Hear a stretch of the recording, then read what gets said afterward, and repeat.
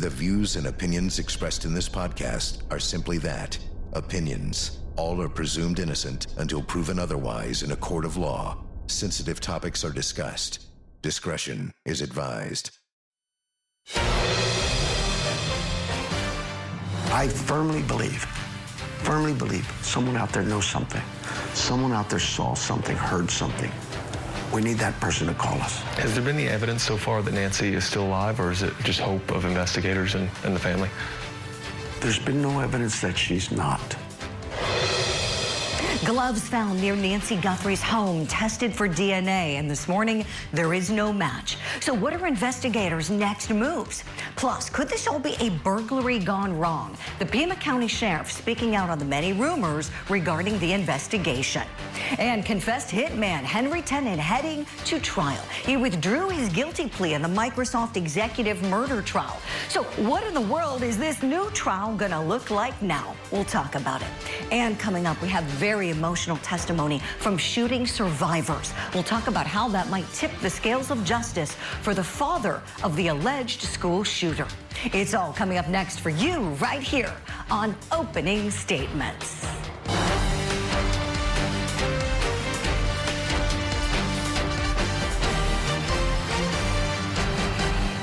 Good Wednesday morning to you, and welcome to Opening Statements. I'm Julie Grant. Are you ready for some coffee and some court? It's that time where we get you all warmed up and ready to go for the big day ahead on Court TV Live. So we'll kick it off as we always do. My friends, grab that cup of coffee right now. It's time for my opening statement. Justice for Jared. Murdered father of three, Jared Bridegan, deserves justice.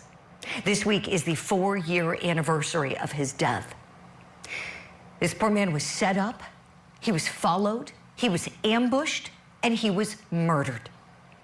And until yesterday, it seemed like the case against his ex-wife, Shanna Gardner Fernandez, and her new husband, Mario Fernandez Saldana, was on track. Mainly because admitted hitman Henry Tenon pleaded guilty and agreed to testify against them. But on Tuesday, Tenon, who was Mario's tenant, withdrew his guilty plea. It's like a mulligan in golf. Last stroke doesn't count, last plea doesn't count. Tenon is going to trial. And this could mean more difficulties in prosecuting the other two, Mario and Shanna. My heart breaks for Jared Bridegan's lovely wife, Kirsten, and for all three of his children. His murder was allegedly over his custody battle with Shanna. But who's suffering the most now? Arguably, it's the kids. I hope and I pray that truth and justice prevail in this case, because this young, successful, loving father should be alive today. That's my opening statement. Let me know if you like it. Right now, time for your daily docket. I remember Melody, she had blood all on her arm. I remember her blood was like getting on the side of me because I was like kind of like laying on the side of her.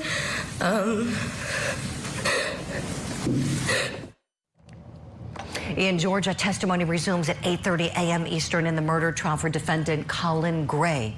In Michigan, the state's case resumes in the hidden murder of Dee Warner trial for defendant Dale Warner. Court gets underway at 10:30 a.m. Eastern. And in Utah, defendant Tracy Grist has a status hearing this morning at 10:30 a.m. Eastern. She is connected to the murder of her son-in-law, Matthew Restelli. So that is the allegation with her. Her son, Kevin Ellis, you may recall, was recently convicted. Her daughter, Catherine, has pleaded guilty, and she is expected to fight this case, again, cloaked in the presumption of innocence. Right now, we turn to your top story this morning. New DNA developments emerging in the search for Nancy Guthrie. The glove that was found near the 84-year-old's home, resulting in no DNA match. The Pima County Sheriff's Department says, quote, the DNA that was submitted to CODIS, that's the FBI's system where criminals' DNA gets filed away, The DNA that was submitted to CODIS was from the set of gloves found 2 miles away. It did not trigger a match in the National CODIS database. It did not match DNA found at the property. The DNA found at the property is being analyzed, and further testing needs to be done as part of the investigation. Investigators are currently looking into additional investigative genetic genealogy options for DNA evidence to check for matches. Oh, that's interesting. That's interesting. We saw that used with the Golden State Killer, Joseph D'Angelo, that guy who was a police officer and got caught through genealogical DNA. Saw it in the Kohberger case. Remember? We knew it was the spawn of Papa Kohberger that was on that knife sheath through the genealogical DNA because of what was done in that trash pull, what they pulled out of the house. So we'll see if that's where things go next. Let's talk about how successful these efforts may be. Let's bring in private investigator Manuel Gomez and retired Lieutenant Mike Gould. Good morning to you both. So let's start with the idea that they're going to turn to genealogy in hopes of getting a match, that CODIS was unsuccessful. But here, Manuel, I'll start with you. What do you think the odds are that this perpetrator or perpetrators put their DNA into 23andMe, or one of their relatives put it into 23andMe or one of those sites? Is this the long shot? I mean, it is a long shot, but I do believe it is something that could possibly solve this case. I believe they do have a good chance. As you stated before, Julie, in the Kohberger case and numerous other murder cases have been found and solved from familiar DNA. Okay, and so I believe this is going to be one of those catalysts that could make this case move forward. And I look forward to seeing this result, because I got to tell you, Julie, you know, the stuff that's going on the internet and all the false information out there needs to stop. And I'm hoping the FBI brings an end to that with this new genealogy DNA. Yeah, the sheriff addressed that too, Manuel. Let's take a listen to more of what he said. I have been a cop for 50 years. I'm not a good politician. I suck at it. But I am a good cop. And one thing I know is if you attack a victim, I'm going to step in and say something. I will be their voice. That family is suffering. They are hurting.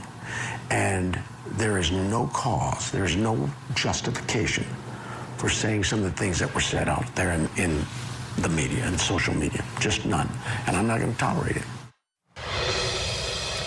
Lieutenant Gould, what do you think he means by he's not going to tolerate it? Do you think he means charges? I don't know what he means, to be honest with you, Julie. I do take some exception at that. I'm not a critic of law enforcement. I've been in that situation. I can't tell you how many times I was second-guessed. Appropriate so. That's what the media is supposed to create. Theories, alternate theories. That's what we do, lacking any firm facts of the case. And the facts of this case haven't changed in whatever it is, 14 or 15 days. We know we have a missing person, an abduction. I never bought into the kidnapping. I agree with Manuel. You have to investigate every lead, but we can't go down rabbit holes to think that this glove if I went to homeless encampments within 2 miles of my home, I would come up with different materials, backpacks, shoes, gloves. So look, I appreciate the sheriff. He is a very sincere person, and he might be the most experienced person in law enforcement. However, what he's not is a trained, seasoned public information officer. And public information officers, I studied media relations in the FBI Academy in Quantico 20 years ago. And the essence of it was, one of the classes that I think about all the time is feeding the beast, how to feed the beast. Guess what? You are the beast, Julie. I know. And, I'm the beast. Know. I hate to say that, but I'm a beast that you love, Lieutenant, right? You say that with all the love in the world, but exactly. We are the beast. We have a lovely beast. We have a voracious appetite for information. That's what we do now more than ever. Podcast, somebody's going to say she was abducted by aliens from Area 51. I get all that, and we got to take these things serious. And I'm an eternal optimist. I believe in miracles. But the fact is, an 84-year-old woman on life-supporting medication that was supposedly needed within the first 24 hours of her disappearance isn't here right now. There's no proof of life. So law enforcement has to remove the emotion. And I understand, but it's quite you have to look at the family. Look at Melody Buzzard. She was disappeared, and the mother killed her. We're finding out. Alex Murdoch, Scott and Tracy Peterson. So it just frustrates me a little bit. Great, they eliminated the family, but don't criticize the media and public because we're asking alternative theories in this, because all our theories at this point is as good as he quite correctly said. Our guess is as good as his. Yeah, go ahead, Mike Gould. That's right, because everybody in the media is just doing their job, and everybody in the court of public opinion is allowed to have an opinion. Where it crosses the line is if someone does something that falls under the statute of harassment, something that, would be codified as illegal. That's where, but to just have opinions, you're right. And to your point about feeding the beast, it's funny, I gave a talk on this. I spoke to the Pennsylvania Sheriff's Association. It was my honor to do so, and I talked about how members of the media are just doing their job and just want to get information. And if you don't give them the narrative, guess what? Somebody in the court of public opinion is going to make it up. And people make it up. We've seen this happen in trials that we've covered here. Won't go into that, but it happens. And so the thing is, take control, as you said, Lieutenant. And look, I mean, did it take this many days to clear the family? I had hoped that he would have come out with that information sooner. Manuel, what do you think about that amount of time? So many days, and then he comes out and says they're clear after, I have no idea what they've experienced in terms of public sentiment, but I've seen some of the things online that have been very hateful and cruel. Well, I mean, unfortunately, this is not a 5-minute thing where you take somebody's DNA and get a result back immediately, especially with a case like this. So it taking a few days to clear that family, that's common. I'm glad that he did. I'm glad that he did clear their names because, like you said, Julie, on the social media platforms, they were attacking him and victimizing him and possibly putting them in danger. So I'm glad to see that this has been cleared up. But again, this case needs to go back to, my colleague's going to agree with me. We got to bring out the dogs. We got to expand this search. We got to go out between not 2 miles, but make it 5 or 6 miles. Remember, Julie, this community is a small community and the areas away from it are more desert. So we need to go out and look.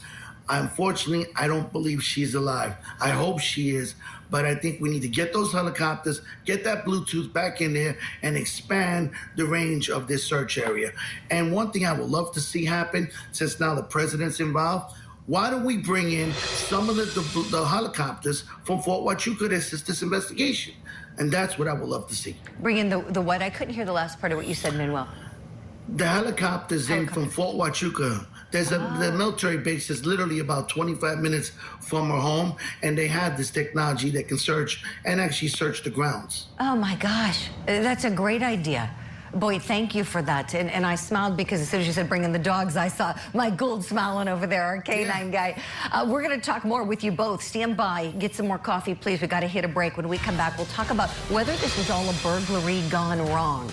The sheriff addresses this, plus many other theories that are circulating in the court of public opinion. Plus, what do you want to do? Do you want to maintain your plea or do you want to try? No, withdraw. All right. You got it. One's confessed hitman, Henry Tenon, heading to trial. His 2 other co-defendants will be joining him now, spotlighting the Microsoft executive murder case.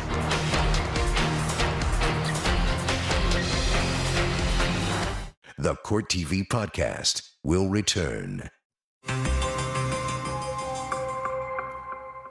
Any reference to Nancy, a white female, 84 years of age, 5'2" medium build, powder blue, ring after 2,200 hours as of yesterday.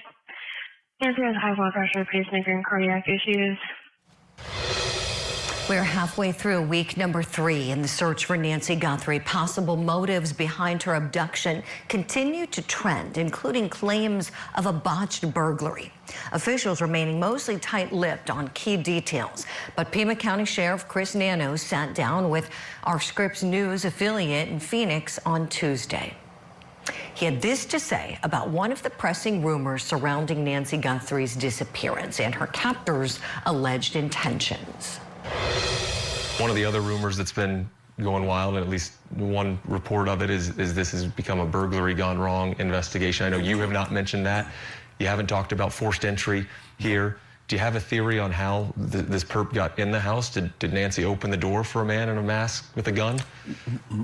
First of all, the sheriff's theories don't really matter. Okay. It's those who are investigating this case, their theories, their thoughts, and they share that and work that together as a team. And all of those possibilities are something we all look at and consider. But it'd be very irresponsible of me to give out certain key pieces of this case so that the public can know.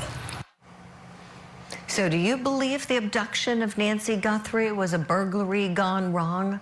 Let's talk about it. Let's bring back in private investigator Manuel Gomez and retired police lieutenant Mike Gould. Lieutenant, I'll start with you. What do you think? Right. No. So based on the facts that we know, and that's what we have to operate on, facts, not ambiguous, conflicting information. Your guess is as good as mine, as I said in the earlier segment. And I just want to put a fine point. It's not a criticism of law enforcement. Police executives sometimes get out of their lane. So if he's not highly trained in international public release of information, he should defer to the FBI, who have these trained people. So I want that to be clear. He's just out of his lane. He's trying to do what he can, but he's... regarding the randomness of a burglary, it's not random, that's for certain. Can it be a burglary gone wrong? Nighttime burglaries almost never happen randomly because you don't know what you're walking into. Are you walking into a house with 5 people, NFL football players that live there? So to walk into a house through the front door with a gun is almost virtually never happens. They may have left through the front door, but you don't go through our houses are highly fortified at the front door. The rest of our house, you can come around the back of my house, break a window and pop in without anybody hearing you or knowing it. I don't think it's random.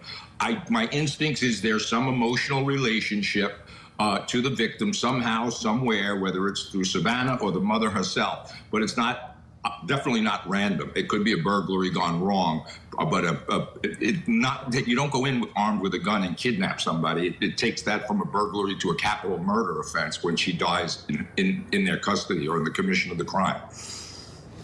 Right. Manuel, to you next, please. Your thoughts on whether this was a burglary gone wrong.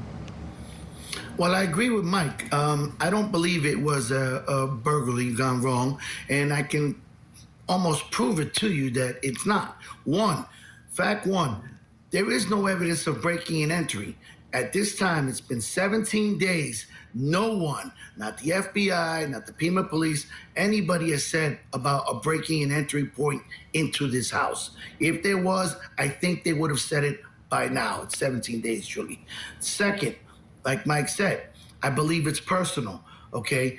This guy went there. He was, not a professional. He's grabbing weeds to put up over a ring camera. A professional, a burglary, they would have taped it up. They would have ripped it off immediately.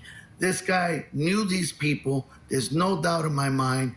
And that this was something most likely because of, like you said earlier, reporters making statements, reporting on topics, and most likely pissed him off, and he took it out on the mother, unfortunately. I want to talk about what you both think may have been the motivation here. Mike, let me go back to you. When you look at the facts as we know them today, this Wednesday morning, what do you think might have been behind this? Right, Julie. So I'm hesitant to talk about predictions based on just hypothetical theories. I like to stick with the facts. The facts of this case has not changed one bit since day one, except for the release of the information that the family is excluded. So we're 17 days into it. If in fact she was on life-sustaining medication, she obviously hasn't received that. So to Manuel's point, to me, look, 2 things are possible, only possible, in an abduction or kidnapping. It's either a rescue or a recovery. And at this point, unfortunately, and I pray I'm wrong, I'd love to hear the breaking news that she's been found. This is a recovery. The best recovery tool is dogs. Julie, just to make a point, in the spring, when the weather breaks up here, I'm going to be looking for a 25-year-old missing mother of 4 that's been missing for 25 years on the anniversary of 9/11. I have information from very seasoned investigators, and I am optimistic 25 years later, I'm going to go upstate New York, and I'm determined to find the remains of this missing person. So my point is, this is not historical news. Unfortunately, there are several levels of our justice system. This woman didn't have the resources. She didn't have the President of the United States commenting on it, which is all good for the Guthrie family. They're blessed and they should be eternally grateful. But the average missing person, use the Melody Buzzard case, they didn't have these resources available to them. So I'm determined with my colleagues to go find Michelle Harris, upstate New York, as soon as the weather breaks here in New York. That's awesome. Every good wish as you do, Mike. Manuel, let me go back to you. Would love your insights and professional opinion on what may have happened here. Well, I think what happened is, like Mike said as well, you know, this is a personal matter. It wasn't for a ransom base. This was personally, I feel, a matter of vindictiveness. This was a crime done out of anger by someone that knew them, okay? And the reason why I say that is, again, this person has not put out any demands, not put out any indications other than that crazy lunatic on TMZ that keeps sending them letters, which we all know is a scam artist. But the real perpetrator in this case has remained silent. And this case goes back to the fact that, one, this is an 84-year-old woman. She was a pillar of the community, a churchgoer. She had nothing to do with any type of maliciousness. It's a good mom. So he took it out, and the only thing I'm left to go with is because of the daughter's popularity, some topic, some political statement she made, something. That's what I believe in this case is. But like Mike said, we got to bring out the dogs. We got to expand the search. We got to take 100 soldiers from Fort Huachuca, line them up, and go grid by grid out there searching through. Bring these helicopters in, bring in that Bluetooth technology, and sweep not only a 2-mile radius, but a 5 to 10-mile radius. Great points. Manuel Gomez, Mike Gould, thank you both so much for being on the show today. We'll continue following every update in the Nancy Guthrie case. In the meantime, we're going to turn to something else after this break. We have one confessed hitman changing his mind and saying he didn't do it. Defendant Henry Tenon now heading to trial. So what in the world is that going to look like? Plus, after I got shot, I turned to my friend Landon and I asked him to hold my hand because I was scared. Where were you when you asked him to hold your hand? I was in the classroom floor. What do you remember about being on the floor? Did you stay conscious or did you pass out at some point? I passed out. What was going through your head when this happened? I don't remember. Do you remember being afraid? Yeah.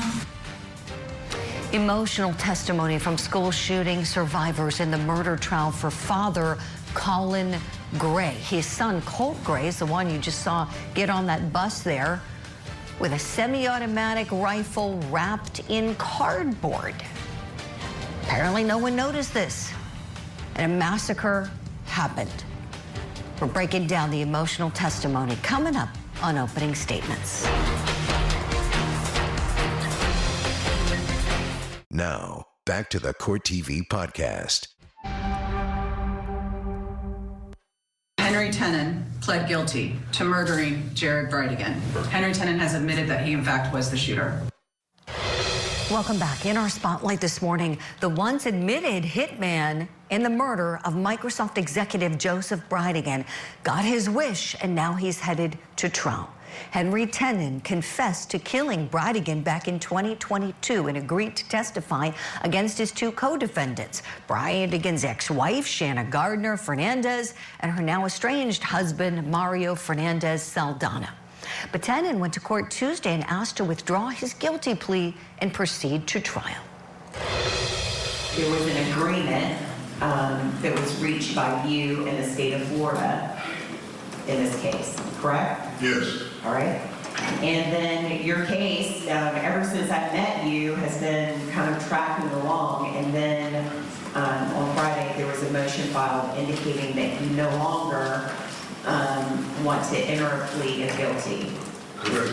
All right. So my purpose in talking to you is just to determine whether you've had enough time with Ms. Schlax to discuss this matter with her. Yes, we've got enough time. Is this what you want to do? Yes, it is. Bridegan was shot to death outside of his car while his 2-year-old daughter was inside the car. They were on the way to get ice cream. She was in her car seat, and there was a tire in the middle of the roadway. And at the time, Bridegan and his ex-wife, Shanna, were in a bitter custody battle. Now, that was going on at the time. That was the backdrop. So now, with Henry Tenon withdrawing his guilty plea, what does that do to the case? We've got 3 co-defendants. Let's talk about it. Let's bring in our legal eagles, Franz Borghardt and Matt Timpanek. Good morning to you both. Let's talk about whether we're going to see these 3 tried all together. Franz, your thoughts? Well, so I think that there's a good argument for severing, because if I'm one of the other co-defendants, I'm going to start pointing the finger and saying he's the shooter. He's the killer. And when you start having adversarial defenses like that, there's a good system of case law that says that maybe they shouldn't be tried together. So, I don't know. I don't know if the prosecution's going to sever them. For now, I think they're together, and they will stay together until a court makes some kind of decision. Mm-hmm. Matt, let me ask you this. We know this trial's happening in Florida. That's where you are based, where you practice law. Curious if you think the withdrawal of the guilty plea could affect getting a fair jury pool. This case has been highly publicized, not just in Florida, but all over the country, as you know. Matt, would love you to weigh in on that. Definitely one of the things that's going to be asked during voir dire is, what kind of exposure do you have to this case? Because if they were watching court TV even a few minutes ago, they would see that this individual had previously confessed to this crime and now withdrawn the plea. If they have that information, that a potential juror would be susceptible to a preconceived notion about the case. The judge allowed him to withdraw his plea. Having done that on a case about a month ago, it is exceedingly difficult. It's not a guarantee. They basically asked the judge to use their discretion to do that. So to be able to get a fair jury, you're going to need probably 200 jurors to be able to get a panel of 6. Well, probably 8 with alternates, because it's a second-degree murder case. So it is going to be an issue, and it's something that's going to need to be flushed out during voir dire. Right. Matt, thanks. I have a clip I want to play for both of you. This is with Jared Bridegan's widow, Kirsten Bridegan, a lovely woman. I was on a radio program once with her talking about the case. This is from a sit-down interview with Court TV, and she's talked about what it was like co-parenting with Shanna Gardner Fernandez. The relationship between us and his ex-wife was not cordial. Our communications were always in writing because there was not mutual trust between the 2 households. Unfortunately, Liam and Abby, are kind of stuck in the middle of that. Jared and I tried so hard not to involve them, not to use them as messengers, not to talk poorly about their mother in front of them, and unfortunately that favor was not returned, and that was really hard on Jared. So let's talk motivation here, Franz. As you know, the state of Florida's position is that this was motivated by selfishness and a want to end this custody battle and get custody of the kids. They're alleging that that is why Shanna Gardner was behind this. They're alleging that that is why her husband, Mario, contracted with Henry, the Tenon, to do the shooting. Tell me, Franz, even with the plea deal, blowing up, I don't know if this helps, Shanna Gardner or Mario Fernandez any. Your thoughts? So I like the theory. I like the motive. It makes sense. I think universally everyone, whether they've gone through a divorce or knows someone who's gone through a divorce, knows that divorced spouses don't always act like the best of human beings. and it brings out the worst in people. And so is it possible that is the true motive? I like it. I like it as a motive. Now, what I will tell you is if I'm representing the other two co-defendants, I'm not really sure what this guy's defense is. He pled guilty. He admitted to what he admitted to. I'm not sure how he changes his defense, and does it become more adversarial for me? My defense would still be, he's the shooter. I don't know why he shot. He's the shooter. Mm-hmm. And I would, like a drum, he's the shooter. I didn't have anything to do with this. He's the shooter. Look, he even just pled guilty to it. He's the shooter. So that would be my tack for this. Mm-hmm. Yeah, definitely. You're right, Franz.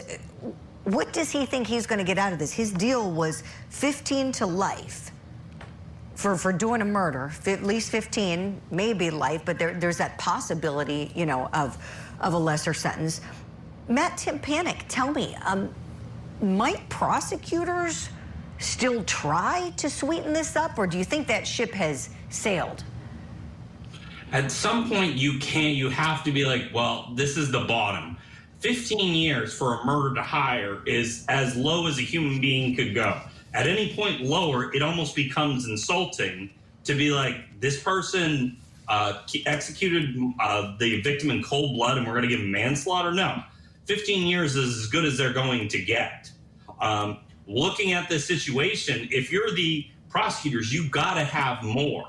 You got to have something that you're giving 15 years to basically nail the other two co-defendants to the wall. But you need to have actually financial transactions. How were they paid? Was it in cash? Were there witnesses about the transaction? Because otherwise it could all just be hearsay. And like you said, the co-defendants could simply just blame the hitman as the shooter and be like, I don't know why. And all the evidence points to him. It's like, we're involved in a custody battle, but you still got to tie us to it. You have to prove that connection beyond a reasonable doubt. And we don't think you're going to be able to. Mm-hmm. Yeah, no, exactly. It is going to be interesting seeing what those three do, because you wonder if husband and wife have fallen out over this. You wonder if they're going to point the finger at each other to save themselves and point the finger at the shooter, as you both have said. Yeah, it's going to be like a big scramble for every man for himself. We'll leave it there for now and bring any more developments to you here on Court TV. Franz and Matt are coming with us. You do the same at home. Please, we're going to hit a break. When we come back, here's what's next. I saw red. I was very mad. I hadn't even processed it as a kid. When I thought about who would do this, I was thinking maybe an angry parent, some kind of alumni that had a bad experience at the high school, terrorist attacks, anything. I did not think another student that had no reason to be in my school with a gun. Oh, what a trial this is. How will the testimony from the shooting survivors tip the scales of justice for defendant Father Colin Gray? This is the Court TV podcast. All kids got in the corner. And there was a kid that was in front of the door that decided to drop where he was, so I crawled over and grabbed his hands. I reached up and flicked off the light, and I went back over to the kids in the corner. Did he ever come into your room? He did not. Could you hear the gun being fired? I could. An emotional day of testimony in the state's case against Father Colin Gray on Tuesday. Court set to start back up any moment in Georgia. Gray is facing a jury for second-degree murder in connection to his son's alleged actions in the 2024 shooting incident at Appalachia High School.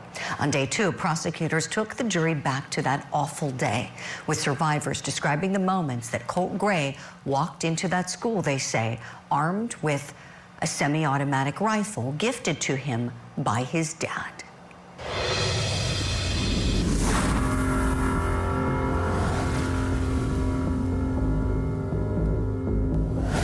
When the first bang went off, I remember my teacher falling to the floor, and then Taylor in front of me. I remember seeing her fall down before I turned around and saw there was somebody at the door with a weapon, and then everybody else fell down to the floor and kind of ran closer to Miss Ryan and gathered against the wall. I remember Melody, she had blood all on her arm. I remember her blood was getting on the side of me because I was kind of laying on the side of her.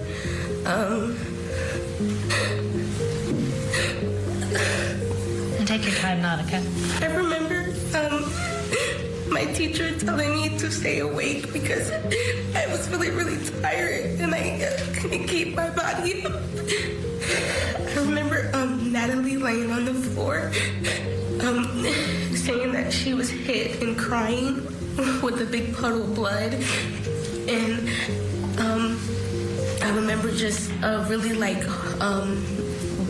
I felt a really hot spot at the bottom of my leg, and then I reached down and noticed that I got hit, and then my friend Brittany took off her jacket and wrapped it around my leg, and then I passed out after that. After I got shot, I turned to my friend Landon and I asked him to hold my hand because I was scared. And did he hold your hand? Yeah. Do you remember where you went after they took you out of the classroom? They put me in a helicopter and I flew to Grady. Where were you shot? In my leg. So you went to Grady Hospital in Atlanta? Yeah. Do you remember how long you had to stay at Grady Hospital? A couple weeks to a month. And while you were there, did you have to have surgery? Yes. Was it more than one surgery? Yes. What did they do to treat you there at the school? They put a tourniquet on me. I know they gave me pain medicine. They talked to me. The paramedic that was with me, they talked to me and they was letting it help me. It helped distract me. As you were leaving the school, did you see anything? I saw Cole Gray. He was on the floor with his hands behind his back. Had you ever seen him before? No. Okay. Did you know who he was? No. Okay. I remember thinking. What did you think when you saw him? I saw red. I was very mad. I hadn't even processed it as a kid. When I thought about who would do this, I was thinking maybe an angry parent, some kind of alumni that had a bad experience at the high school, terrorist attacks, anything. I did not think another student. Did you say anything to him when you asked him? Yes. What did you say to him? You I swear, I'm pretty sure I said, I swear I'm gonna kill you. I said a lot of curse words, and I was very angry, especially at the time, because I thought that they were going to amputate my hand. Okay. Yeah. So they take you outside. And I remember yelling at him that we were kids, because we were kids. Oh, those poor kids. So let's talk about how their testimony may tip the scales of justice against this father who's on trial right now. Let's bring back in Matt Timpanik and Franz Borgard. Matt, your thoughts, please. It's very difficult to listen to that because any parent on the jury is going to be thinking that could easily be my kid sitting in that chair, recounting that same situation. So the involuntary manslaughter, I think, is a foregone conclusion. It's whether or not they get the second-degree murder charge. And under the theory of depraved indifference murder, meaning that the defendant's actions were so removed from what was lawfully required that although he did not pull the trigger, he created the environment for the defendant to actually do that, the shooter. And with that, you remember, he gave him a gun for his birthday, even though he knows he has mental illness, even though he knew he had a shrine to the Parkland shooter, Nicholas Cruz. So if you're hearing all that, plus that testimony, you're thinking on a jury, what could the defendant possibly think could happen if you were allowing that to happen? And I think they would be able to get close to to depraved indifference murder based on that testimony and based on the evidence I just presented. Mm-hmm. It just pulls at the heartstrings, and every parent, every grandparent, and every human being on the jury is going to be thinking that exact same thing. Yeah, exactly, Matt. Let's take a listen to former teacher Suzanne Harris. But as I was standing there, I wasn't standing there very long, but I heard a voice that said, "He's got a gun." And that's just like a voice in your head, kind of? Voice in my head, yeah. And what did you do when you kind of felt that happen? I got cold chills from the top of my hair all the way down to the toes of my feet.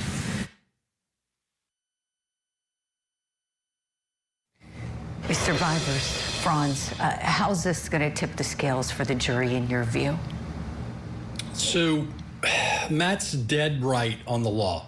And I think the problem for some is, do I want to hold this guy accountable for the actual shooting, the second degree murder, even though lawfully the elements seem to be there. And I think that where this tips the scale, Julie, is the emotional impact is going to rile up those jurors. And the jurors, the more they hear about what happened, how it happened, the more they're going to get angry at this father for putting these victims in this situation. And I think that's how it tips the scales. Generally, you have a juror or two that says, I don't know how I feel about making the dad who didn't do the shooting be responsible for the actual murder. I think that this testimony, this impact is pushing jurors away from not wanting to hold him responsible for that. He's going to get convicted of something. It's just, I think it's going to lean them more towards the top charge. Mm-hmm. Yes. This dad, and the kid's mom, they were on notice. They were on notice. Yeah, I mean, how many mass shootings have we seen at schools in this country? And especially with the landmark case in Oakland County, Michigan, where we saw the prosecution of the Crumbly parents that was successfully done and showed that when you enable the behavior, you enable a shooting. The Crumblys provided their son with a firearm. They knew he was disturbed. They knew he was having mental health difficulties. And those prosecutors put their actions on trial in a court of law, and they were right to do that. And here, this is the same kind of thing. This child is so disturbed that they're medicating him. Matt Timpanic, the mother and father decided they would give him the mother's medication because his mental health was so bad. They didn't take him to a doctor. They thought, we'll just pop some pills in his mouth and hope that he'll be okay. But yet, let him have this firearm. It's really, really, when you hear that, it's devastating. And as parents, the victim, everybody went to the school, it's like, how does any human being, much less a parent, even think this is remotely a good idea? We often talk about we don't make the son pay for the sins of the father. But in this situation, I have to think the father is going to pay for the sins of the son. You said that perfectly. We're going to go in there live in just a couple of minutes and watch the testimony together. Day 3 coming up in just a few moments on Court TV Live. Matt Timpanic, Franz Borghardt, thank you both so much. We'll hit a break. My friends, thank you for watching this episode of Opening Statements. That story, it's an emotional one. It's really, really hard to hear. Let's continue sending our love and our light to those victims and their families. That's all for this episode of Opening Statements, my friends. I'm your host, Julie Grant, and it's been great being with you.